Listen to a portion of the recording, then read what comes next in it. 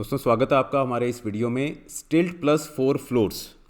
Haryana government ने recent past में कुछ साल पहले एक नई पॉलिसी लॉन्च की स्टिल्ट प्लस 4 फ्लोर्स की। इस पॉलिसी के कारण काफ़ी सारे इश्यूज आए।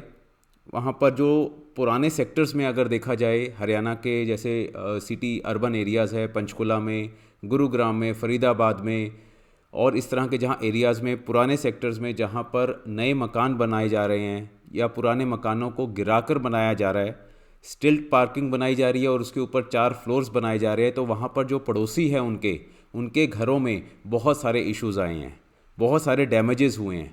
तो उनकी वजह से बहुत सारे जो वो पड़ोसी थे उनके लड़ाई झगड़े हुए हैं, उनकी वजह से कई तरह के कंसर्न यहाँ पर रेज़ किए गए हैं। तो क्या है ये स्टिल्ट प्लस 4 फ्लोर्स की पॉलिसी, उसके बारे में ब्रीफ में डिस्कस करेंगे। किस तरह के कंसर्न्स आ रहे हैं और क्यों आ रहे हैं, और सबसे मेजर जो इश्यूज़ हैं, हरियाणा बिल्डिंग कोड क्या कहता है इसके बारे में, नेशनल बिल्डिंग कोड क्या कहता है, किस तरह के केसेस लिटिगेशंस जो है पड़ोसियों के बीच में स्टार्ट हो गई है बिकॉज ऑफ दिस पॉलिसी, और अभी इस पॉलिसी का प्रेजेंट स्टेटस क्या है, इन सब चीज़ों के बारे में ब्रीफ में हम इस वीडियो में डिस्कस करेंगे। अगर आप इससे रिलेटेड कुछ फेस कर रहे हैं, कोई इशू आपको भी है, तो ये वीडियो आपके लिए बहुत ज़्यादा इंपॉर्टेंट हो जाता है। और अगर आप कोई फ्लोर इस तरह का जो नए स्टिल्ट प्लस 4 पार्किंग वाले फ्लोर्स बन रहे हैं उनको आप बेचना चाहते हो, ख़रीदना चाहते हो, तो भी आपको ये वीडियो काफ़ी मददगार हो सकता है ये जानने में कि क्या प्रॉब्लम्स आपको बाद में फेस करनी पड़ सकती है। तो इस वीडियो को आप देख सकते हैं। अब पॉलिसी के बारे में बात करें ब्रीफ में, कि हरियाणा गवर्नमेंट ने अर्बन एरियाज़ में कुछ एक मिनिमम कट ऑफ एरिया वाले जो प्लॉट थे, जैसे 200 गज या उससे ऊपर वाले प्लॉट्स में एक स्कीम लॉन्च कर दी कि आप वहाँ पर 4 फ्लोर्स कंस्ट्रक्ट कर सकते हो, बट शर्त क्या है कि ग्राउंड फ्लोर पे आपको पार्किंग बनानी होगी। जैसे आपने सोसाइटीज़ वगैरह देखे होंगे जहाँ पर फ्लैट्स वगैरह बनते हैं, तो वहाँ पर ग्राउंड फ्लोर पर पार्किंग बनाई जाती है, स्टिल्ट पार्किंग जिसे हम बोलते हैं, और उसके ऊपर फ्लैट्स बनते हैं। इसी तरह जो अर्बन एरियाज़ है हरियाणा के, जैसे पंचकुला हो गया, गुरुग्राम, फरीदाबाद, हिसार, करनाल, पानीपत, इस तरह के एरियाज़ में गवर्नमेंट ने क्या स्कीम बोल दी कि जो HSVP के हरियाणा शहरी विकास प्राधिकरण के जो सेक्टर्स हैं, वहाँ पर जो प्लॉट्स वगैरह बनेंगे, हाउसेज वहाँ पर कंस्ट्रक्ट किए जाएंगे, तो ग्राउंड फ्लोर पे आप पार्किंग बनाइए और उसके ऊपर आप 4 फ्लोर्स बना सकते हैं। इससे क्या है कि जो लोग हैं उनको अच्छी अपॉर्चुनिटी मिलेगी, उनके ऊपर उनको एक वैरायटी मिलेगी। मींस वो अब सेक्टर्स में भी, अच्छे सेक्टर्स में भी अगर उनके पास अकोमोडेशन नहीं है तो वो परचेज़ कर सकते हैं रीज़नेबल रेट्स में। और साथ ही साथ पॉलिसी में फ्लोर वाइज रजिस्ट्रेशन वगैरह भी ओपन कर दी कि एक एक फ्लोर अब जो है वो बेचे जा सकते हैं। नहीं तो पहले क्या था, पूरे का पूरा घर ही बिकेगा, मीन्स जितने भी फ्लोर्स बने हुए हैं वो एक ही बार में बिक सकता है। अब क्या है, फ्लोर वाइज रजिस्ट्रेशन भी यहाँ पर पॉलिसी में स्टार्ट कर दी। अब इश्यूज़ क्या आ रहे हैं? इश्यूज़ आ रहे हैं जो कंस्ट्रक्शन हो रही हैं, खासकर वहाँ पर जहाँ पर साथ वाला घर बना हुआ है, क्योंकि पॉलिसी के अकॉर्डिंग या पुराने जो हमारे बिल्डिंग बायलॉज हैं उनके अकॉर्डिंग जो कॉमन वॉल होती है वो दोनों पड़ोसी को शेयर करनी होती है। एक उस कॉमन वॉल के दूसरी तरफ एक घर होता है और दूसरी तरफ दूसरा घर होता है। तो जब भी स्टिल्ट प्लस 4 का ऐसा कंस्ट्रक्शन हो रही है तो कॉमन वॉल जो घर शेयर कर रहा है वहाँ पर बहुत ज़्यादा डैमेजेस हो रहे हैं, स्ट्रक्चरल डैमेजेस आ रहे हैं। कई जगह तो ऐसा भी हुआ है कि जो साथ वाला घर है उसकी बिल्डिंग तक टिल्ट हो गई है। फ्लोर्स को सिंक करना मतलब जो फर्श है वो बैठ जाते हैं, जो कॉमन वॉल है उसमें बहुत बड़े बड़े क्रैक्स आ रहे हैं। ये जो है बहुत नॉर्मल चीज़ें देखी जा रही हैं। इवन बिल्डिंग टिल्ट कर रही है, इस तरह के स्ट्रक्चरल डैमेजेस भी हुए हैं। और ख़ासकर ये पुराने सेक्टर्स में हैं जहाँ पर बिल्डिंग जो है बड़ी पुरानी हो गई हैं, कोई 30 साल पुरानी है, कोई 40 साल पुरानी है, कोई 25 साल पुरानी है, तो वहाँ पर डैमेजेस जो है वो काफ़ी ज़्यादा हो गए हैं। क्योंकि स्टिल्ट प्लस 4 जो बनता है वो कैसे बनता है, देखिए पहले ग्राउंड फ्लोर पर स्टिल्ट होगा, उसके ऊपर 4 फ्लोर्स बनेंगे और उसके ऊपर भी ममटी वाला एरिया आता है, तो ऑलमोस्ट 6 फ्लोर्स बन जाते हैं। बट साथ में बना हुआ होता है जो पुराने बिल्डिंग बायलॉज के अकॉर्डिंग होता है, 2-2.5 फ्लोर जो उनसे पुराने बनते आ रहे हैं उस हिसाब से बनी होती है। पुरानी कंस्ट्रक्शन होती है जहाँ पर जो नींव होती है वो भी इतनी ज़्यादा डीप नहीं होती, 2-2.5 फुट की नींव होती है, इससे ज़्यादा नहीं होती। जबकि अब स्टिल्ट प्लस 4 को सपोर्ट करने के लिए काफ़ी डीप तक जो है वहाँ पर नींवें भरी जाती है, बड़े बड़े कॉलम्स रेज किए जाते हैं, तो उनकी वजह से स्ट्रक्चरल डैमेजेस जो है बहुत ज़्यादा आ रहे हैं। HSVP ऑफिशियल्स एज़ पर अगर हम देखें पॉलिसी या जो काफ़ी सारे कंसर्न हुए तो गवर्नमेंट ने स्कीम निकाली, कुछ इस तरह का अरेंजमेंट किया कि अगर आपको कोई डैमेज हो रहा है, कोई प्रॉब्लम आ रही है, तो आप HSVP के ऑफिशियल्स को कांटेक्ट करो, उनको कंप्लेंट्स दो। But they are the least concern about this. जितनी मर्जी आप कंप्लेंट्स फाइल कर दो, वो एक फॉर्मेलिटी से एक कोई विज़िट करेंगे, जेई को भेजेंगे, बट कोई इफ़ेक्टिव रिजॉल्व जो आपका इशू है वो रिजॉल्व नहीं हो पाता। इवन बहुत सारे केसेस में तो देखा गया, न्यूज़पेपर्स में भी रिपोर्ट हुआ कि पुलिस कंप्लेंट्स तक रजिस्टर हो गई पड़ोसियों के खिलाफ। सिविल कोर्ट्स में बहुत सारे केसेस चल रहे हैं, इवन हाई कोर्ट में भी ये पॉलिसी भी अंडर चैलेंज है और केसेस भी चल रहे हैं। पंजाब एडर है ना हाई कोर्ट में, सिविल कोर्ट्स में भी इंजंक्शन को लेकर केस चल रहे हैं, डैमेजेस को लेकर कि हाँ हमारा इतना ज़्यादा नुकसान हो गया, उसकी भरपाई कौन करेगा, तो उन सब चीज़ों के लिए भी लिटिगेशन चल रही है। अब बात करते हैं लीगल प्रोविज़न की। हरियाणा बिल्डिंग कोड, ये आपको समझना ज़रूरी है अगर आप कोई ऐसी लिटिगेशन फेस कर रहे हैं, क्योंकि लिटिगेशन में आपको कंक्रीट एविडेंस, कंक्रीट प्रोविज़न ही शो करना पड़ेगा कोर्ट को, तभी आपको कोई रिलीफ मिल सकता है। तो हरियाणा बिल्डिंग कोड क्या बोलता है? लेटर इशू होती है 7 मार्च 2017 को। प्रिंसिपल सेक्रेटरी जो है गवर्नमेंट ऑफ हरियाणा के, वो डायरेक्टर जो है town and country planning department के, उनको बोलते हैं कि हरियाणा बिल्डिंग कोड जो 2016 का है, हमने उसको थोड़ा अमेंड कर दिया है और उसको अप्रूवल दे दिया है। हरियाणा बिल्डिंग कोड 2017 अब वो कहलाएगा। जितनी भी एप्लीकेशंस हैं seeking approval of building plans and occupation certificate, अब हरियाणा बिल्डिंग कोड 2017 के अकॉर्डिंग ही गवर्न होगा। तो ये 2017 का अब जो कोड है इसके अकॉर्डिंग ही सारी बिल्डिंग्स जो है अप्रूव होंगी और उनके जो भी नक्शे वगैरह पास होने हैं वो होंगे। अब आपको एक दो चीज़ें समझनी है, आर्किटेक्चर ड्राइंग और स्ट्रक्चरल ड्राइंग। एक बिल्डिंग से रिलेटेड दो तरह की ड्राइंग्स होती हैं, दोनों ही ड्राइंग्स की इंपॉर्टेंस है, बिकॉज जब भी घर बनाया जाता है तो दोनों ड्राइंग्स बनाई जाती हैं, जो आर्किटेक्ट है वो बनाते हैं, उसके बाद वो HSVP की जो अथॉरिटीज़ है, कॉम्पिटेंट अथॉरिटी है, वो उसको अप्रूवल देती है। इसके बाद ही कोई भी कंस्ट्रक्शन या डेमोलिशन हो सकती है। अब इन दोनों में डिफरेंस आपको बहुत ज़रूरी है समझना, क्योंकि यहीं पर प्रॉब्लम छुपी हुई है। आर्किटेक्चर ड्राइंग क्या होती है? आर्किटेक्चर ड्राइंग होती है to show what a building is to look like and how spaces are laid out, कि कहाँ पर किस तरह का कमरा बनेगा, कहाँ किचन बनेगा, कहाँ एलिवेटर्स लगेंगे, कहाँ वॉशरूम्स होंगे, वो सब चीज़ें जो है आर्किटेक्चर ड्राइंग होगी। कि कितने बड़े आपका वॉशरूम होगा, कितना बड़ा वहाँ पर रूम होगा, आगे की बालकनी कैसे होगी, पीछे की बालकनी, वो सब चीज़ें जो है आर्किटेक्चर ड्राइंग होगी, आर्किटेक्चर बनाकर देगा उसको। स्ट्रक्चरल ड्राइंग, स्ट्रक्चरल ड्राइंग एक बहुत इंपॉर्टेंट चीज़ है। स्ट्रक्चरल ड्राइंग जो है वो बताएगा कि कहाँ पर फाउंडेशन बनेगी, कितनी डीप बनेगी वो, उसकी लेंथ ब्रेड्थ हाइट जो भी है, उसके जो भी डायमेंशन होंगे किस तरह से बनेंगे, कहाँ पर कॉलम बनेगा, कहाँ बीम बनेगी, कहाँ पर लोड बियरिंग जो वॉल्स हैं, जिन वॉल्स के ऊपर भार आना है वो कैसे बनेंगी, कहाँ पर बनेंगी, कितना सरिया डलेगा, क्योंकि ये चीज़ें बहुत ज़्यादा इंपॉर्टेंट होती है। क्योंकि आज की जो बिल्डिंग बनेगी वो अर्थक्वेक रेजिस्टेंट भी होनी चाहिए, कोई और इशू आ जाए वो भी सारा चीज़ वो हैंडल कर सके फ्यूचर के प्रॉब्लम्स को देखते हुए। तो स्ट्रक्चर ड्राइंग सबसे ज़्यादा इंपॉर्टेंट है और ये सबसे ज़्यादा इग्नोर हो जाती है। नॉर्मली ऐसा बोला जाता है कि जब आर्किटेक्चर ड्राइंग पास होगी तो वो बोलते हैं कि हाँ जी हमारे नक्शे पास है। नहीं, अगर आपकी स्ट्रक्चरल ड्राइंग पास नहीं है तो भी आपको वो पास करवानी ज़रूरी है एज़ पर द हरियाणा बिल्डिंग कोड। तो ये स्ट्रक्चरल ड्राइंग बड़ी ज़रूरी है। अब लीगल प्रोविज़न क्या बोलते हैं? लीगल प्रोविज़न देखो साफ बोलते हैं, any person desirous to of demolishing और इरेक्टिंग और री इरेक्टिंग, दोनों वर्ड है, इरेक्टिंग भी और री इरेक्टिंग भी, new building is under the law required to submit the application for sanction of permission to demolish the old structure and re erect new building. देखो दो चीज़ें हैं इसमें, नई बिल्डिंग तो बनानी है, उसके लिए तो हमें सबको पता है कि हाँ हमें परमिशन लेनी है, नक्शे पास करवाने हैं, बट डिमोलिश करने के लिए भी, पुराना जो स्ट्रक्चर बना हुआ है उसको डिमोलिश करने के लिए भी सैंक्शन लेना, परमिशन लेनी ज़रूरी है। चैप्टर 2 है हरियाणा बिल्डिंग कोड 2017 का, वो बताता है बिल्डिंग प्लान एप्लीकेशन प्रोसीजर, कि किस तरह से एप्लीकेशन आपको वहाँ सबमिट करनी है हरियाणा HSVP की पोर्टल पर, और उसके बाद उसका अप्रूवल आएगा। कंप्लीट चेकलिस्ट है इस चैप्टर में, पूरी चेकलिस्ट बना रखी है कि क्या कौन से डॉक्यूमेंट्स आपको लगाने, कौन कौन से फॉर्म आपको फिल करने हैं, और उसमें साथ ही साथ जो चेकलिस्ट है उसके साथ एक इंपॉर्टेंट जो है स्ट्रक्चर ड्राइंग भी इंपॉर्टेंट है। बार बार मैं स्ट्रक्चर ड्राइंग पे स्ट्रेस क्यों दे रहा हूँ वो आगे मैं आपको बताता हूँ, ठीक है। स्ट्रक्चर ड्राइंग के साथ साथ और भी जितने भी डॉक्यूमेंट्स हैं सारे वहाँ पर सबमिट करने हैं एप्लीकेशन फॉर्म के साथ। वहाँ पर एक सर्टिफिकेट भी देना होता है, अगेन ये बड़ा इंपॉर्टेंट सर्टिफिकेट है।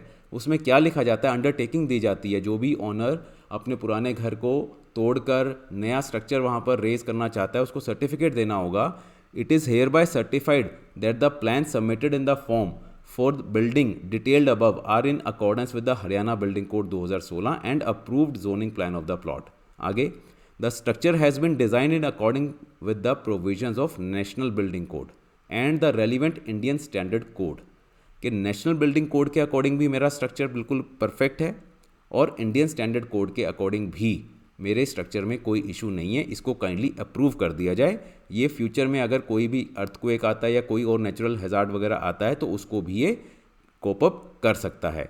जो लोकल सॉइल कंडीशन है, जो वहाँ की मिट्टी की कंडीशन है, कितनी वो लोड बियर कर सकता है, बिकॉज 6 फ्लोर्स का ऑलमोस्ट स्टील +4 प्लस ऊपर ममटी एरिया भी देखें तो बहुत सारे लोग वो भी काफ़ी अच्छा कंस्ट्रक्ट कर देते हैं, तो ऑलमोस्ट 6 फ्लोर्स बन जाते हैं।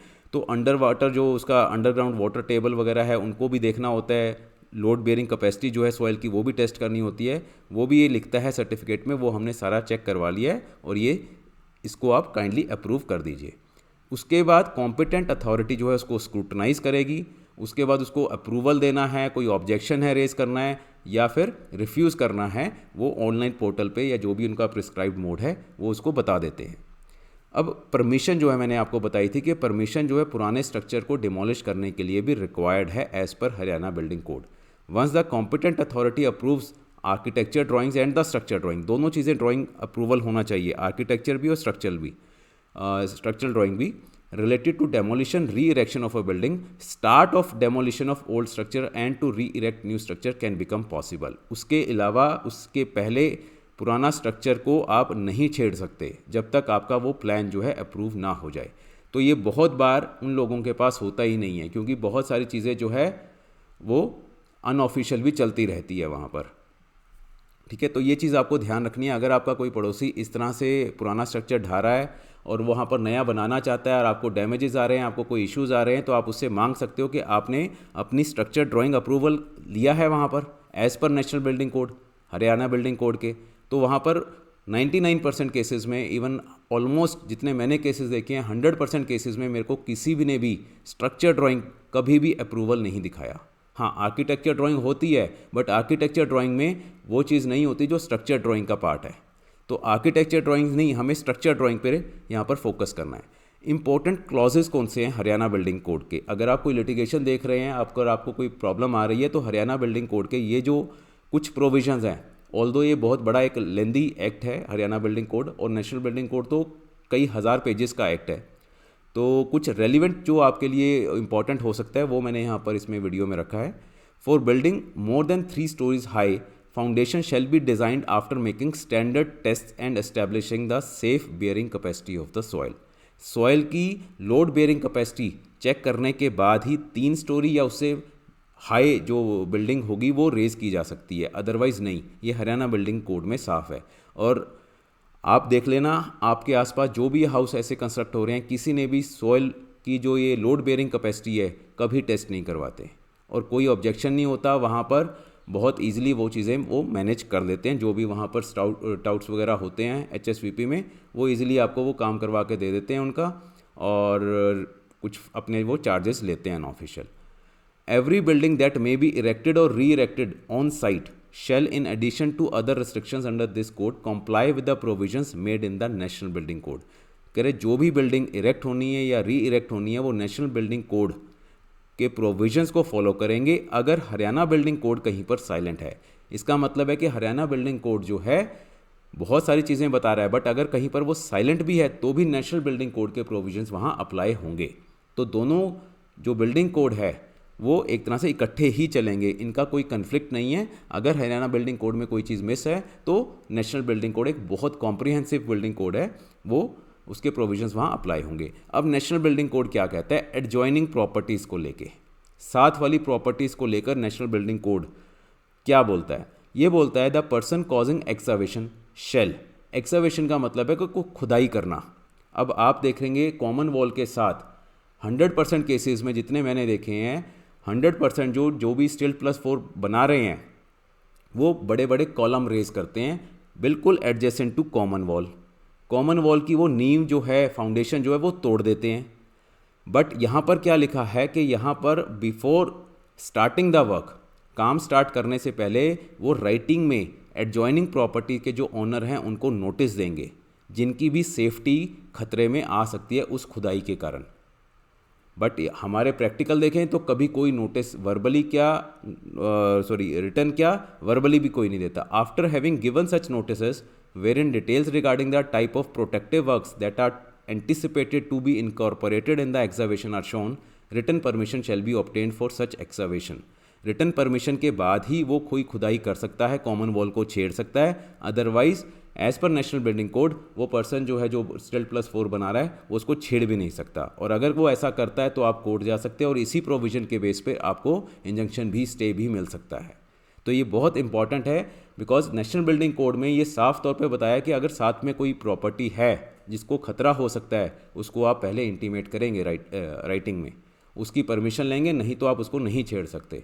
और बहुत सारे केसेस में क्या है कि कॉमन वॉल के साथ ही कॉलम्स को रेज किया जाता है without any permission, without any protection. दूसरा, spacing between existing and new foundation. जितने भी कॉमन वॉल को डैमेजेस होता है उसका मेन इशू ये है कि पुरानी फाउंडेशन जो बनी हुई है 20 साल, 25 साल, 40 साल पुरानी, और नई फाउंडेशन के बीच में स्पेस ही नहीं होता। बिल्कुल कॉमन वॉल के साथ वो पिलर रेज कर देते हैं। कॉमन वॉल जो होती है 2-2.5 फीट नीचे होती है उसकी नींव, और जो नए पिलर्स बनते हैं वो 7-7, 8-8 फीट नीचे होते हैं, और वो भी बहुत बड़े बड़े, जहाँ पर अनलिमिटेड सरिया लगता है, सीमेंट, कंक्रीट, अनलिमिटेड पानी, इतना पानी जाता है। उसकी वजह से क्या होता है, कॉमन वॉल जो है नीचे मिट्टी जो है उसकी पोरस हो जाती है, और वो नीचे थोड़ी सी भी अगर बैठ जाती है तो पूरा घर जो है वो खतरे में आ जाता है। तो स्पेसिंग जो है नेशनल बिल्डिंग कोड में वो साफ बताई है कि पुरानी फाउंडेशन और नई फाउंडेशन में कितनी मिनिमम स्पेस होनी चाहिए।